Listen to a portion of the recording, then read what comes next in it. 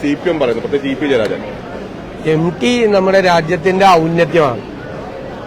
അദ്ദേഹത്തിന്റെ മൂർച്ചയേറിയ വാക്കുകളും അക്ഷരത്തിന്റെ ശക്തിയും എല്ലാ മലയാളികൾക്കും തിരിച്ചറിവുള്ളതാണ്.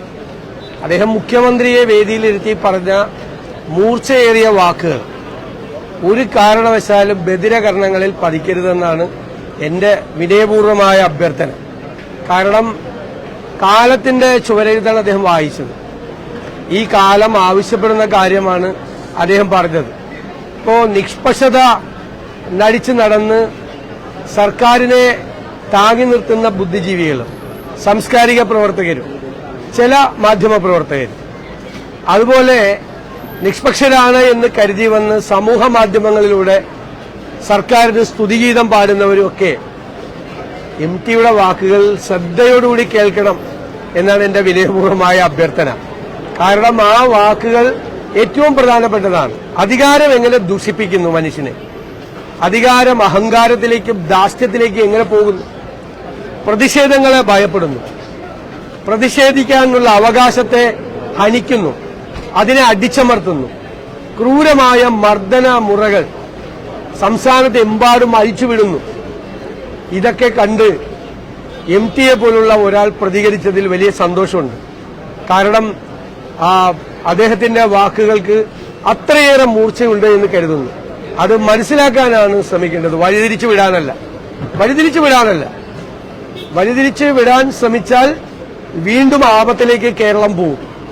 രാജ്യവ്യാപകമായി ഫാസിസത്തിനെതിരെ നമ്മൾ നടത്തുന്ന ഒരു പോരാട്ടമുണ്ട്.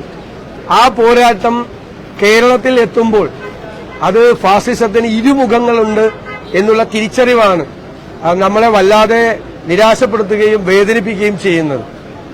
അത് തിരിച്ചറിഞ്ഞാണ് MTയുടെ ഈ അതിശക്തമായ ഈ പ്രതികരണം. അത് കേരളത്തിന്റെ സാമൂഹ്യ രാഷ്ട്രീയ മണ്ഡലങ്ങളിൽ വലിയ മാറ്റമുണ്ടാക്കാൻ കഴിയട്ടെ എന്നാണ് ഞാൻ പ്രത്യാശിക്കുന്നത്. അത് വളരെ വ്യക്തമാണല്ലോ, വളരെ വ്യക്തതയോടുകൂടിയാണല്ലോ അദ്ദേഹം പറഞ്ഞത്. അദ്ദേഹം പണ്ഡിറ്റ് നെഹ്റുവിനെ താരതമ്യപ്പെടുത്തിക്കൊണ്ട് രാജ്യത്തെ പൊളിറ്റിക്സ് അല്ല അദ്ദേഹം വിശദീകരിച്ചത്. അദ്ദേഹം EMSനെ താരതമ്യപ്പെടുത്തിക്കൊണ്ടാണ് പറഞ്ഞത്. വ്യക്തിപൂജയെക്കുറിച്ചാണ് അദ്ദേഹം പറഞ്ഞത്. വ്യക്തിപൂജയെക്കുറിച്ചാണ്. അധികാരം എങ്ങനെ മനുഷ്യനെ ആധിപത്യം സ്ഥാപിക്കാൻ വേണ്ടി ശ്രമിക്കുന്നു, പ്രേരിപ്പിക്കുന്നു എന്നതിനെക്കുറിച്ചാണ് അദ്ദേഹം പോകുന്നത്. അധികാരം എങ്ങനെ ദുഷിപ്പിക്കുന്നു എന്നാണ് കൃത്യമായിട്ട് പറഞ്ഞു വന്നത്. അപ്പൊ ഈ കഴിഞ്ഞ കുറെ നാളുകളായി നമ്മൾ കണ്ടുകൊണ്ടിരിക്കുന്ന ഈ കാഴ്ചകളാണ്.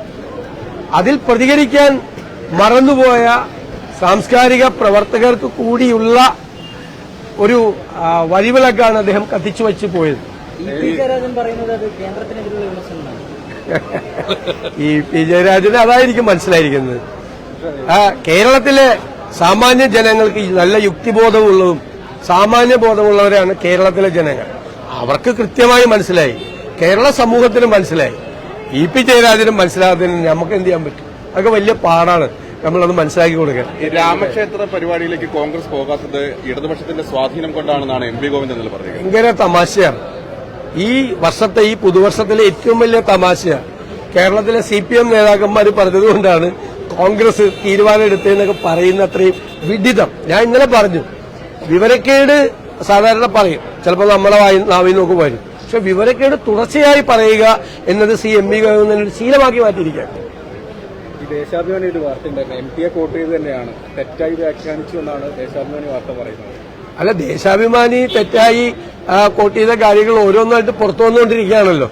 ദേശാഭിമാനി പറഞ്ഞ കാര്യങ്ങൾ ഒരു പാവപ്പെട്ട ചായക്കട നടത്തി ജീവിക്കുന്ന ഒരു ചെറുപ്പക്കാരൻ വ്യാജ ഡിഗ്രി ഉണ്ടാക്കി എന്നൊരു കഥ ഉണ്ടാക്കിയിട്ട് വ്യാജ ഡിഗ്രി ചമച്ചവരാണ്.